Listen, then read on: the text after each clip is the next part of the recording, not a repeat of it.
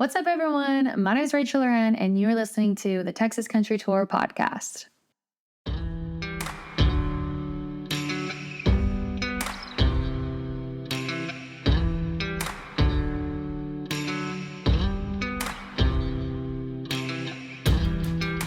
Welcome to the Texas Country Tour podcast. Whether you're looking for a performance near you or want to learn more about your favorite local artists, this show connects you with all things Texas country music.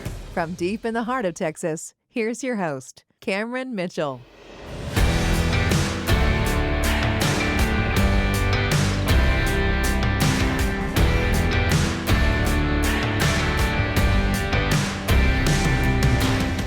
Ladies and gentlemen, welcome to the Texas Country Tour podcast, where we dive deep into the heart and soul of the Lone Star State's vibrant country music scene. Today, we have a real treat for you. Get ready to be captivated by the incredibly talented Rachel LaRen. Rachel is a rising star, a true embodiment of Texas grit and musical passion. Her voice, as powerful as a Texas thunderstorm, carries the echoes of her roots and the stories of her journey. Interviewing Rachel is an opportunity to explore the depths of her artistic vision. We'll uncover the inspiration behind her heartfelt lyrics, the stories that have shaped her music, and the experiences that have molded her into the artist she is today. As we embark on this sonic adventure, I invite you to tune in and listen closely. Rachel's melodic tales will transport you to open fields, dusty roads, and the heart of Texas. Through her music, you'll find solace, joy, and maybe even a little bit of yourself. But our journey does not stop here. To stay connected with Rachel LaRen and never miss a beat, be sure to follow her on social media. You'll get exclusive updates and behind-the-scenes moments on her life on the road. And while you're at it, don't forget to hit that follow button for the Texas Country Tour podcast as well. We're your gateway to the best of Texas country music, and we'll bring you closer to the artists who make it all possible. So grab your boots, embrace the Texas spirit, and join us as we reveal the magic of Rachel LaRen's incredible talent. Let's start an unforgettable episode of the Texas Country Tour podcast.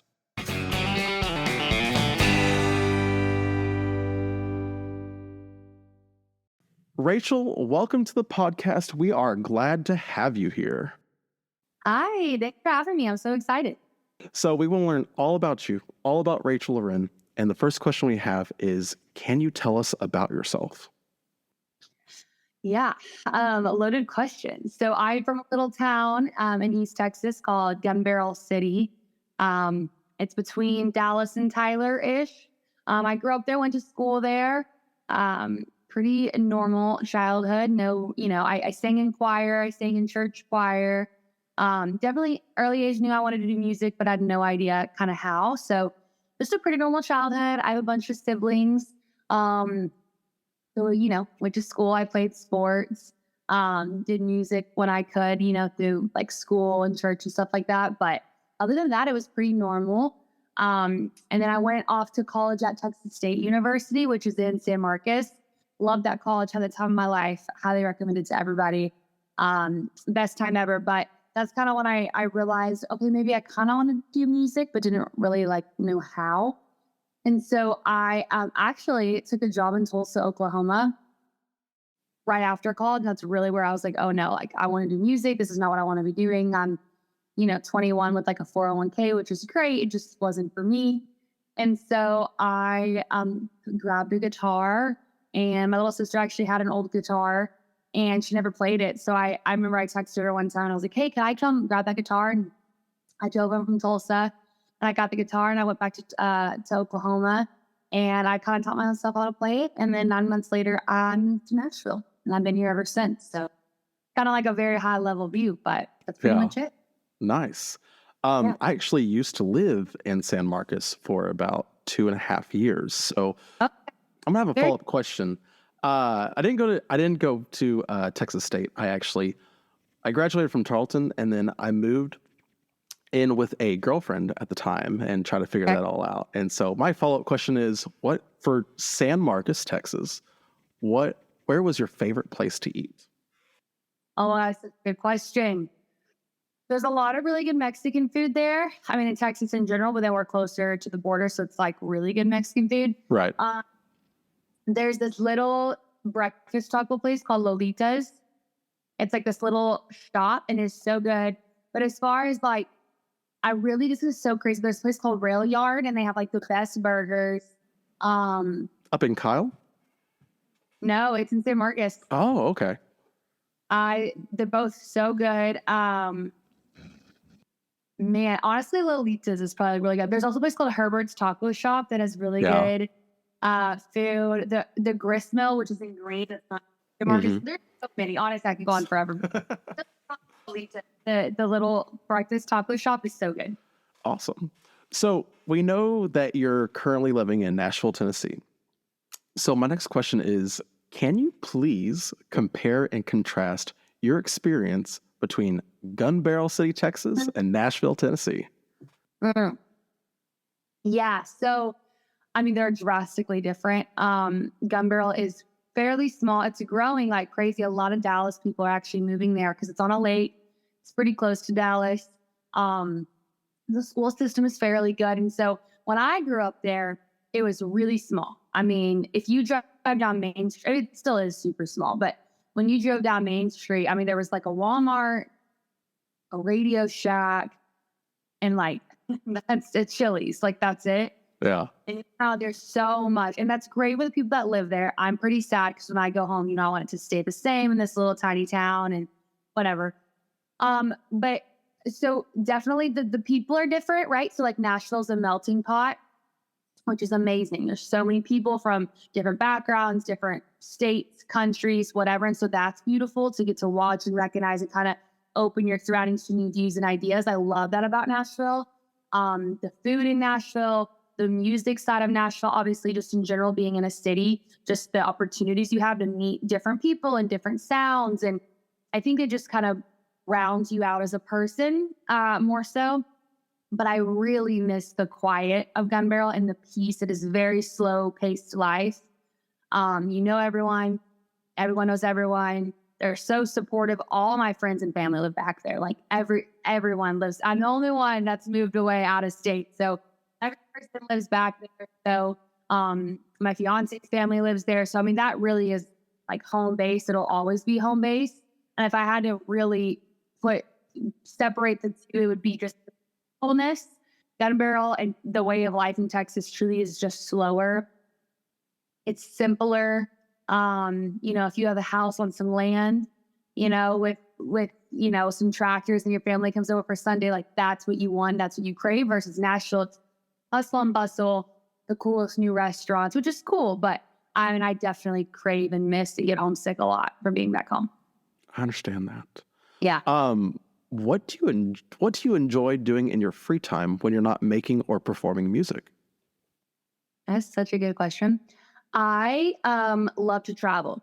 I backpacked Europe when I got out of college. I went for like 30 days, went to a bunch of different countries. So I love to travel. So if I'm not traveling for music, I'm probably traveling personally, which is a lot of travel, but I love it. I love to see different places, different people, different cultures.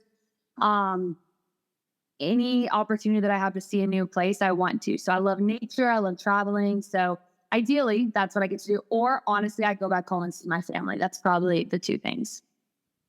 That's going to lead me to my next question. What is your favorite part about touring, and what's your most challenging aspect of life on the road? These are great questions. I was actually on the road this weekend with Josh Abbott Band. They were incredible. Their fans were great. They were so nice. The thing about touring is you love it. You get on a high, get so exciting, and then they come down and then like the repetition and how tired you get.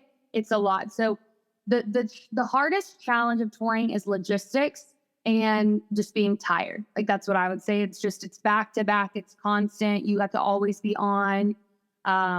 There's not a lot, at least in the stage of artistry that I'm in with touring, right? We drive a lot of the places ourselves, and right. We manage the logistics of it in hotels and merch and all that. So it becomes very exhausting. But my most favorite thing on the planet is the performing, especially when you're doing the shows that I do where you're opening for these bigger artists. 90% of the time, their fans haven't heard of me yet. So getting to meet them after the shows and being like, hey, either I have heard John Wayne, one of your songs before, or hey, I've never heard of you, but loved your stuff, would love to take a photo. Do you have merch? Would like to follow you. And seeing them in the crowd and seeing people relate to your music is the craziest thing. Yeah. We play a lot of shows in Nashville, but they're kind of smaller, intimate. But to do it on the road with people that are their actual country music lovers is the coolest thing ever. I love it.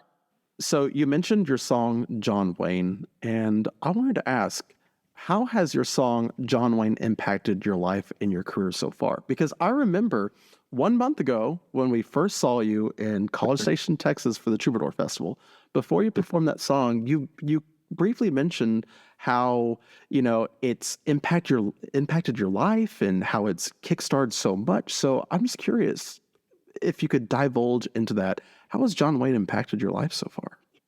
Yeah, totally. So John Wayne's my song that's done the best. It 100% was. So I got a distribution deal from John Wayne. I've gotten a ton of meetings from John Wayne. It's really opened the doors to just get people to actually, I think, take me serious. So even if the meeting didn't, afterwards of the meeting, maybe it didn't go the way that I wanted, maybe we didn't move into a partnership for whatever reason, that song opened the door to those meetings that I wouldn't have had prior. So that's been really crazy to watch. That's a huge difference. And then also when I'm on the road, there is always at least a handful of people, which I find crazy, that come up to me and I say, hey, I didn't know you were the singer, but I've heard John Wayne before. And so that's really wild to me.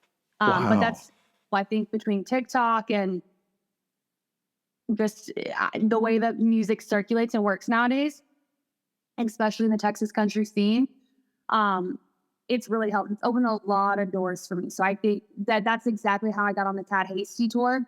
Cat found that song and messaged me. It was like, hey, I think this song is so great. And so then a couple months later, I saw that she was going on tour and I messaged her. And then from there, the WME people from Josh Abbott heard my stuff. So it really was just like a snowball effect of one person hearing the song and then getting a tour. And then from then another person hearing the song and getting the tour. So it really is from that song, though, 100%. That's awesome. Yeah. Now, you mentioned, getting feedback and interactions with fans, spectators. What's the best fan mail or fan message you've ever received so far? Oh my God, that's such a good question.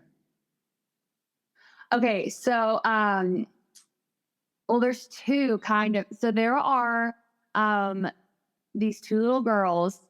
So okay, there's these two little girls from our hometown, and I never met them before, but we had kind of like mutual connections through family and friends. So they actually, so there's two different ones, and then we had another little girl who her dad was kind of worried about coming to a concert because she's younger. That parents, Right. so they just didn't know how crazy it was going to be. But she really wanted to go, and they told her that they were just going to go to the mall. They weren't actually going to come to the show, and then they brought her to the show and surprised her and saw me backstage, and so she started crying and she was so excited, and they like really pulled off. And of course, after went and took photos and like merch and all those kinds of things. But there was two different groups of girls that kind of similar things, and they were so cute. And what's so cool is I think kids are the biggest. You can tell if a song is good if you send it to a kid. Kids are honest. They're Kids honest. yeah, if they like it, don't like it, why they like it, why they don't like it. So kids love John Wayne, and I'm so grateful for that. And those three little girls were just so cute. They're different families, but similar stories about why they came. And they were just so cute. They were just crying. They wanted photos. One of these girls, I wear braids in my hair a lot, and one of these girls wore braids in her bangs. Oh. Like, so cute. Yeah, I love it. Because that's crazy to me. I know people listen to my music. There's obviously a way bigger scale in which people listen to music. So when I do hear people that know me, it's like really, really cool. But that's probably the cutest one is they surprised her, and then the girls with the braids in their hair. They were cute. That's awesome. And especially with little girls growing up, like we definitely need more female representation in country music, especially Texas country music. And I think that's definitely like planting the seed for the future. Totally. No, I Perfect.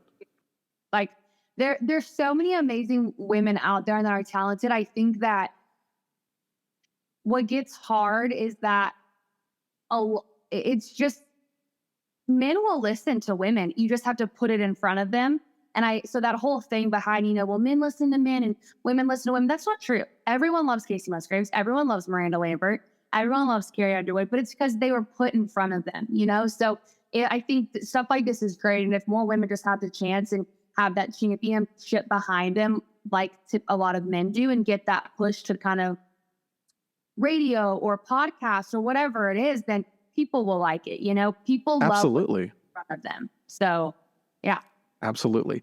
Okay, next question I have is, if you weren't a musician, which career path do you think you would have pursued? Yeah, I would definitely be in sales of some sort. That's what my internships were in. That's what my degree was in. My mom's in real estate. She's a broker. My little sister's in real estate. So I don't know. I would have gone to sales of some sort, or I would have, gone to work with my mom in real estate. Probably moved back home. I probably would not live in Nashville. Or I wouldn't live in Nashville. So yeah, definitely something more corporate, like 9 to 5 for sure. Right. Okay. Yeah. So.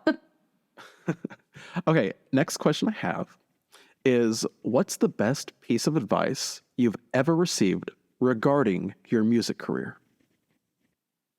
There's two, and they're both really important. So this isn't necessarily music, but my mom always said that hard work breeds good luck. And it is so true. I've never in my life, it is the best piece of advice ever. I think a lot of people, they're waiting for something to happen, but you have to be ready when that does happen, right? So hard work breeds good luck. If you're doing what you need to be doing day in and day out, even when you don't want to do it, right? Like, I don't want to write a song every day. I don't want to practice every day. I don't want to send emails every day. Like, you just don't. It becomes a job. But if you're doing that, then when you do get the opportunities to go open for Josh Abbott, you're ready, right? And you don't feel kind of like, oh my gosh, am I going to freak out? Am I not prepared? So that's a huge piece of advice. And then when I first moved to town, this is specific to music. He's actually passed away now, but he was an older gentleman. He was a family friend. He'd been in Nashville a very long time. He was a songwriter. And he told me to have a little bit of mystique about myself. And I thought that was kind of crazy because, when you move here, you think you want to make this big kind of boom. You want to be known. You want everyone to know your name. You want to kind of make this scene about yourself. He was like, Right. yeah. Sure. But he was like, keep some mystique about yourself. He was like, you know what you can do. You know what you're worth. And you don't want to be that person that is the loudest in every room. Just kind of sit back, watch, wait for your opportunity. And then and reach out and have those opportunities, be driven, go after what you want. But just, watch before you proceed with meeting people or taking certain meetings. And just, again, have a little bit of mystique. You want people to come to you. You want people to wonder, hey, I've heard Rachel LaRen's music, but I want to know more about her. Or what is she doing now? You want to kind of have that brand about you. And course.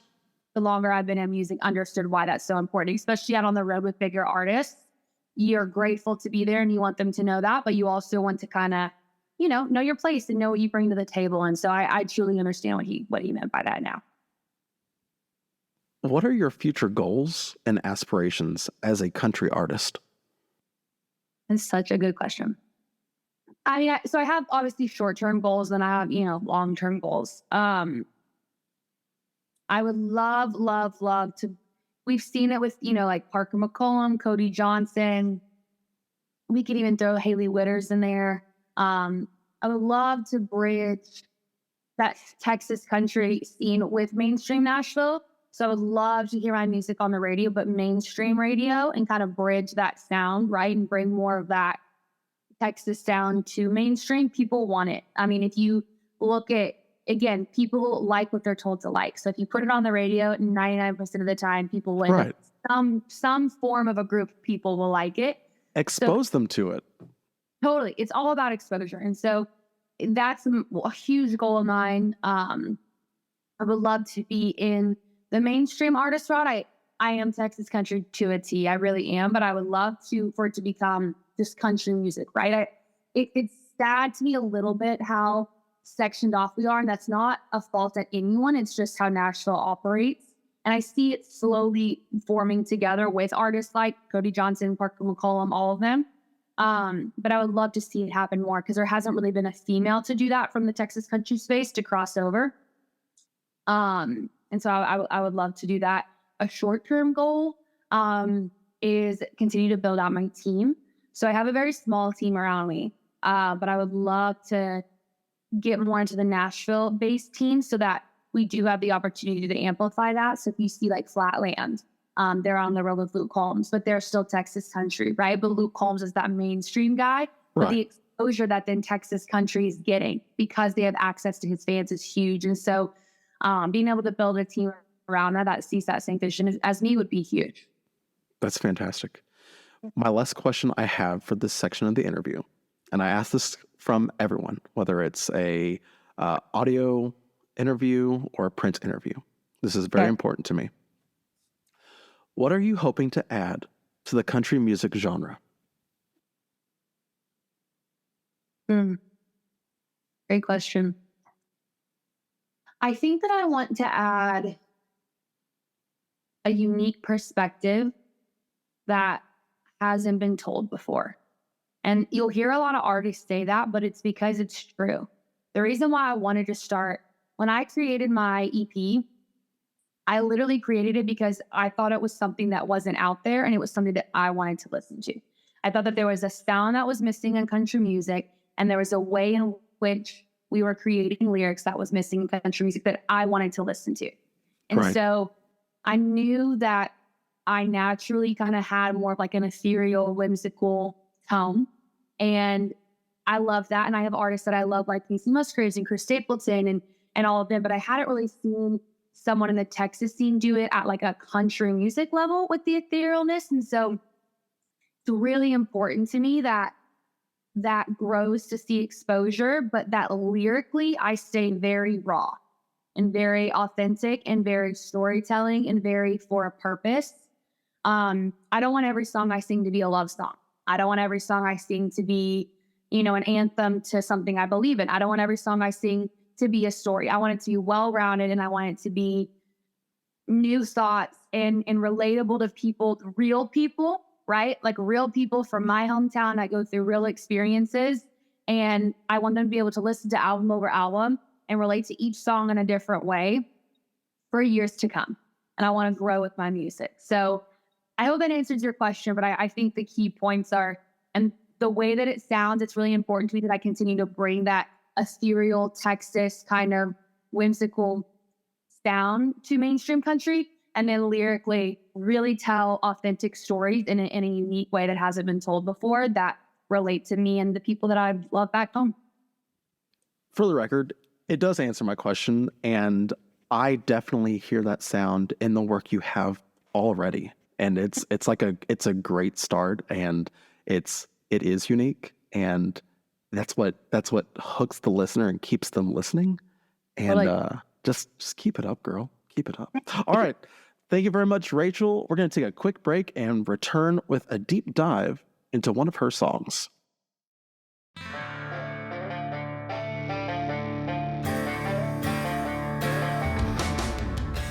Are you ready to saddle up and rock out this summer? Look no further than TexasCountryTour.com, your one-stop destination for all things rodeo and Texas country music festivals. Picture this: vibrant sunsets, the smell of freshly cut grass, and the sounds of your favorite Texas country tunes filling the air. With our interactive calendar, planning your perfect summer has never been easier. Whether you're a diehard rodeo fan or a lover of Texas country music, we've got you covered. Our calendar features all of the hottest rodeos events and toe-tapping festivals across the Lone Star State. From the wild bull rides to the foot-stomping concerts, TexasCountryTour.com has the inside scoop on the best events and lineups. Plus, our interactive calendar lets you customize your schedule so you never miss a beat. So, round up your friends, grab your cowboy hats, and head on over to TexasCountryTour.com. Don't miss your chance to experience the thrill of rodeos and the magic of Texas country music festivals this summer. Plan your epic summer adventure today. Visit TexasCountryTour.com, your ultimate guide to rodeos and Texas country music festivals.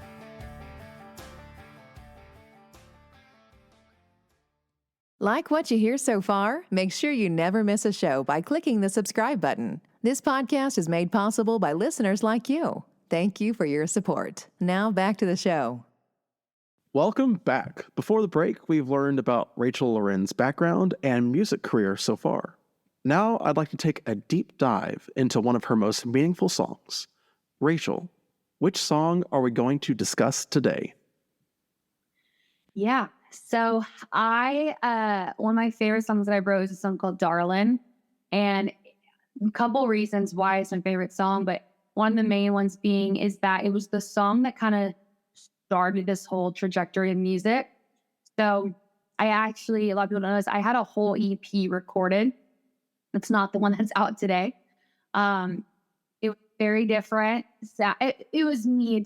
It wasn't as elevated as I wanted it to be. It wasn't what I wanted to tie my name to for my kind of debut EP record. And I knew that, and I was sitting on it, and I wasn't doing. I liked some of the songs, but they just weren't what I wanted to tie my name to, weren't what I wanted to say to the world and how I wanted to say it. And so I was blessed enough to meet a group of girls, Sam Blasco, Aubrey Toon, and Julie Eddy in Nashville. And I'd wrote with them in the past a couple of different times, but a girl named Aubrey Toon I had never wrote with. This was our first write together. And again, I didn't really know I was gonna do this EP. I just knew that like the EP that I had wasn't what I wanted it to sound like. So I really was just starting over, clean slate. And so I had this write set up with Julie Eddy and Aubrey Toon. And I remember I had this title called Darlin'. I kind of wanted to go back to the basics. And so I loved how Darlin' was simple. It was to the point. And I love songs that are a small title, so a couple words, and then you build a concept around it, but your concept, right? So whatever that looks like. And really, really, really was excited about that. So I took in this idea, and again, it was called Darlin'. And I remember we wrote the song, and I'll talk about that. But afterwards, my friend Julie Eddy was like, "Hey, I love this song, and I'm really happy it turned out. But I'm not gonna lie, when you brought in that idea, I just didn't know how we were gonna do it or what we were gonna write. Like the idea, but she was just nice and like going with what I wanted. And so it's so funny hearing that now because she obviously loves the song, but I had no idea she was kind of hesitant about it. But that song sparked the idea for the whole EP. The CP, Cowboys Don't Change, and John Wayne and all that would not have been wrote without Darlin'. And so Darlin' was the first song that the sound is how I wanted it to sound. The lyric was how I wanted it to be. It really, really, really was the inspiration behind Rachel LaRen and what I want Rachel LaRen to sound like and the next wave of music that I wanted to put out. And so we wrote that song Darlin'. It was everything we wanted, from the harmonies to, the uniqueness of the hook and how we wrote it and the way I could do the vibrato on my voice. I mean, it was very specific of how we wrote it. And it meant a lot to me. And from there, I actually texted those girls. It was like a couple weeks later. And I said, "Hey, I want to write an EP, a whole new EP," which is really crazy, but I want to write a new EP, and I want it, Darlin' to be on it. And I want it to be this kind of sound. And I really love what we're making and creating together. And so, by the grace of God, we all had a weekend free, like the following 2 weekends. And so we went out to the studio in Franklin, Tennessee. It was pretty remote. And there was like bunk beds in this room. And it was all of us. It was me, Julie Eddy, Aubrey Toon, and Sam Blasco. And we wrote the other 5 songs on the EP within like 32 hours or something. And so Wow. It was crazy. And Darlin', I mean, it really sparked that. And we would just, I don't know, I think they just really took the time to understand me. They were the first group of girls that listened to what I wanted. So Nashville can be very boxed in.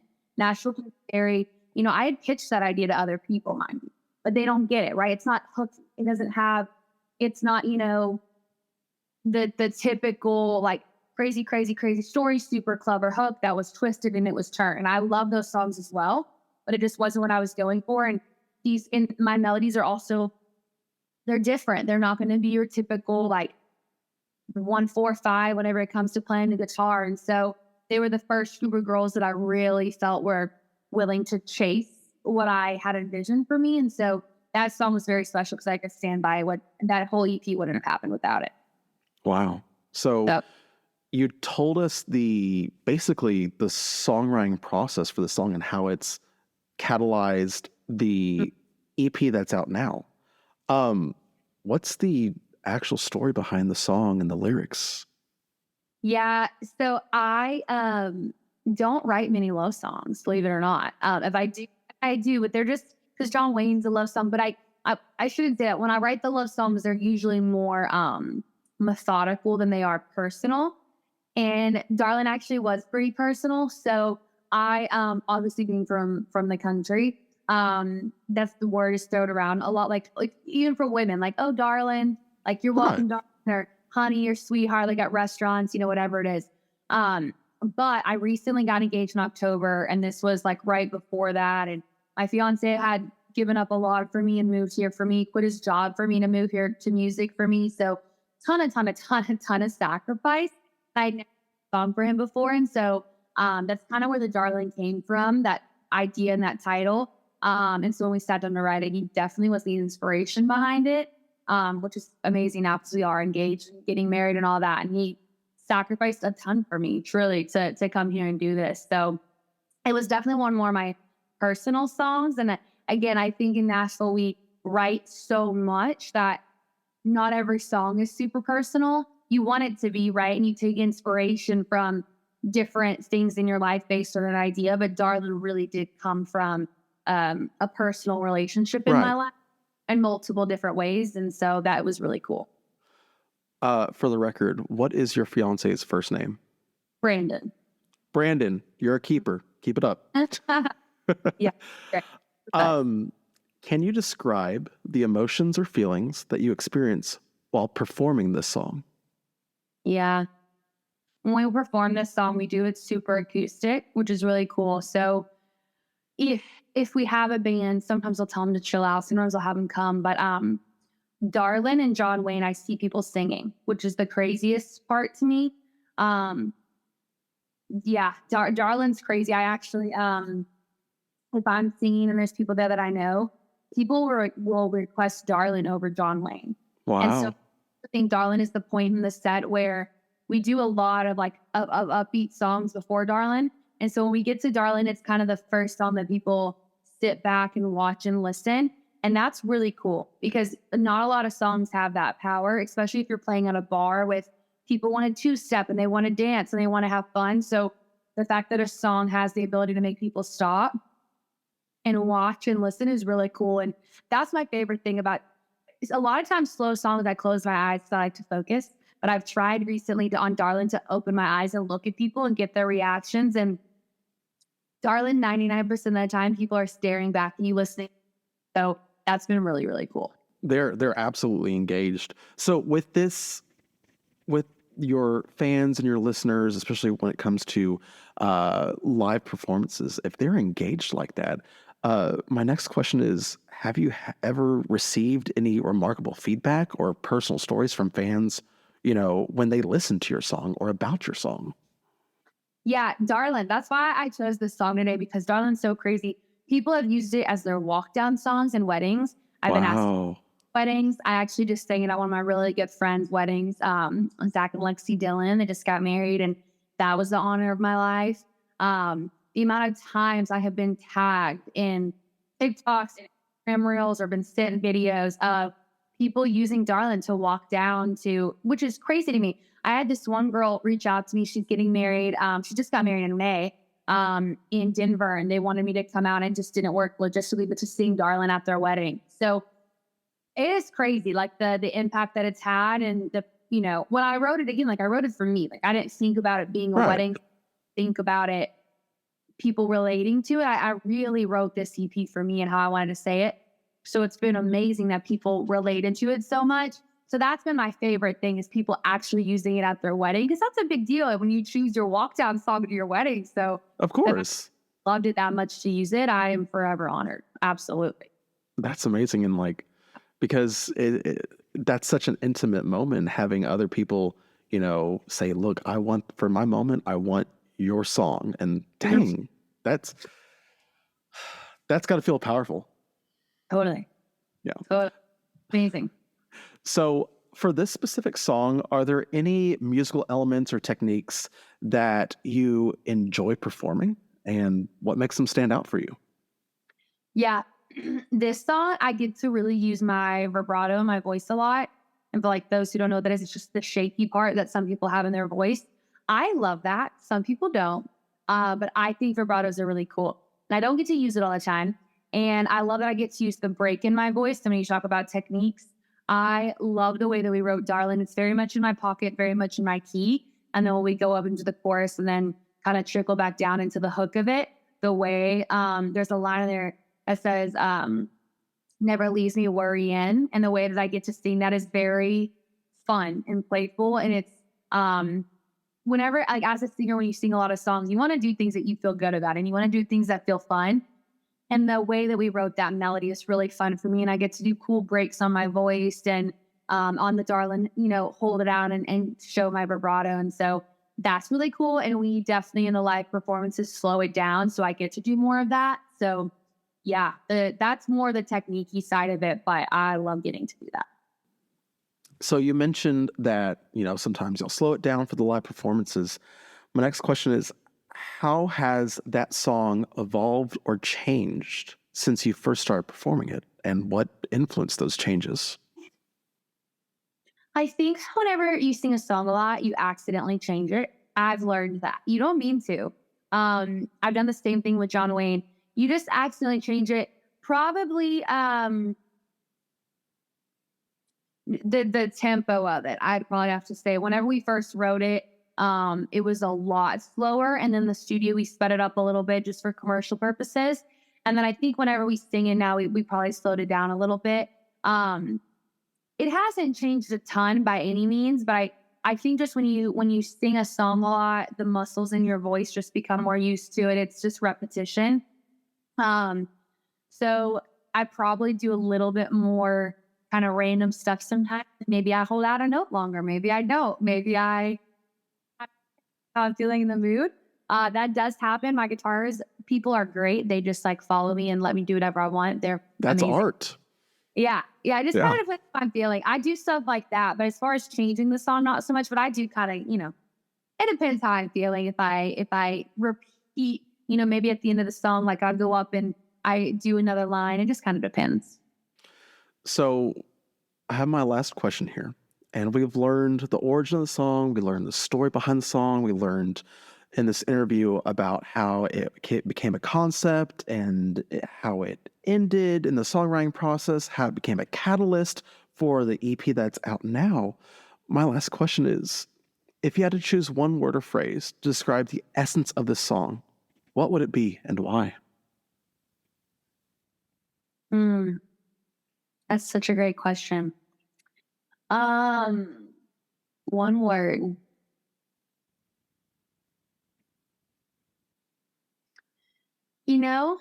Probably this is gonna sound kind of weird. I'm gonna say youthful, and hear me out why.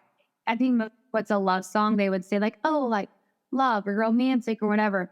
But the reason why I say youthful for this song is because I wrote this song over 2 years ago, and it, was a time in my life where it's kind of it was about young love, but it was about, we were young in love, but it was mature love. And I just hope that when I always look back on this song, it reminds me of my youth and it reminds me of that feeling of young love and, it never has to die. And, I hope and pray that I have that feeling until the end of time.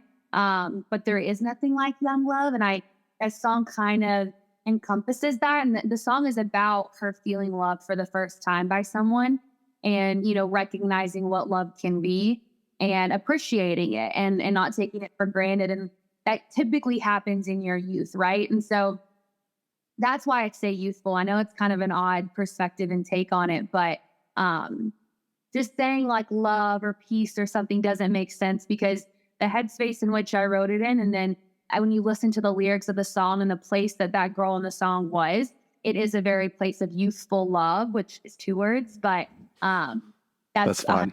How I would describe it. That's absolutely beautiful. Like it's nice to learn from you and where that's coming from, and that just ties it perfectly. Great. All right. Hey, Rachel will be performing her song Darlin' right after this break.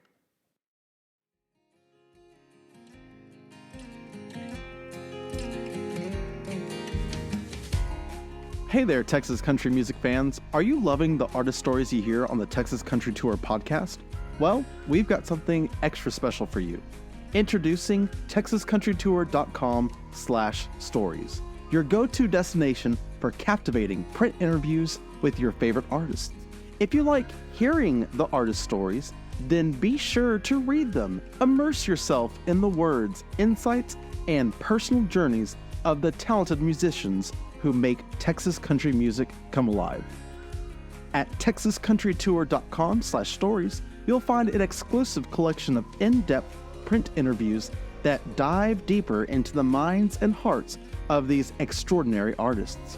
Hear the words come alive on the page as they share their inspirations, struggles, and the stories behind their songs. Reading these interviews is like having a front row seat to the creative process, connecting you even closer to the music and the people behind it. So whether you're relaxing at home, on the go, or simply craving a deeper understanding of your favorite artists, your ticket to a rich and immersive experience. Don't miss out on the opportunity to dive into the fascinating world of Texas country music. Visit TexasCountryTour.com/stories today and start reading these incredible artist interviews. Your favorite musicians are waiting to share their stories with you. TexasCountryTour.com/stories, where the artist stories come alive.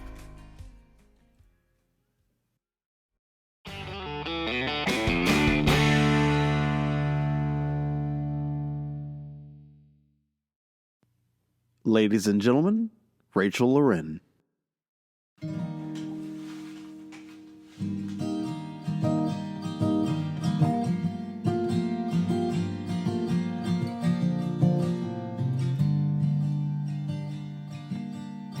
Darling, never saw you coming, but only fools rushing.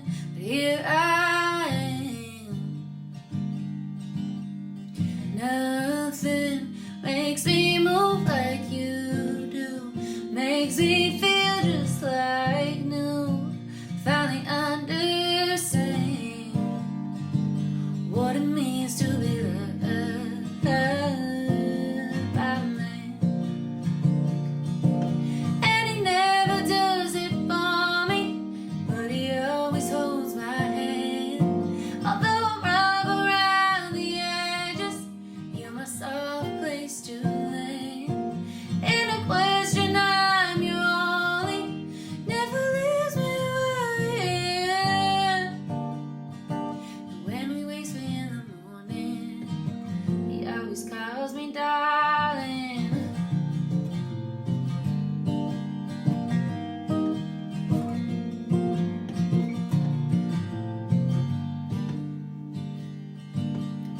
Darling, love hasn't been easy. Something about you makes me ready to free fall. To you, ready for the too soon. Like a clean slate, I choose to finally understand what it means to be loved.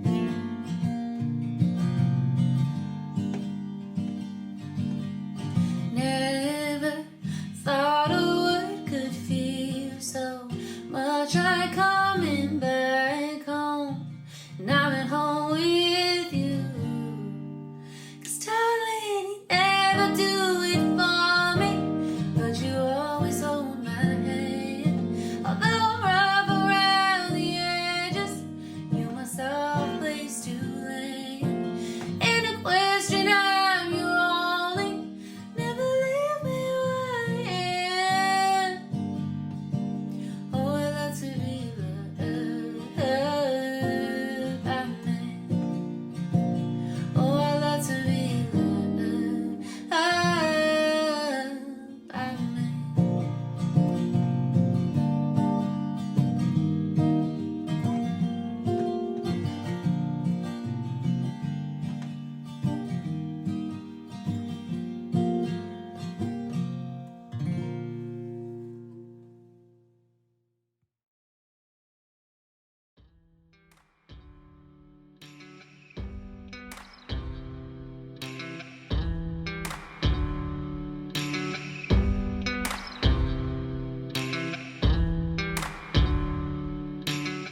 I want to give a big thank you to Rachel LaRen for coming onto the show and talking about her life, her music, and the inspiration all behind it.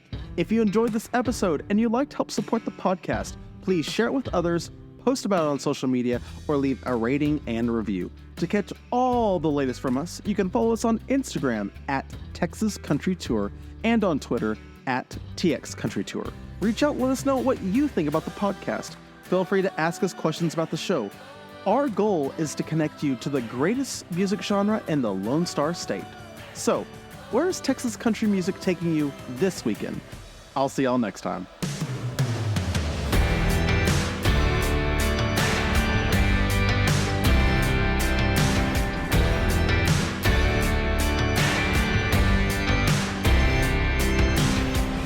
Thanks for listening to the Texas Country Tour podcast. Be sure to visit us at texascountrytour.com. Stay safe, have fun, and support live music.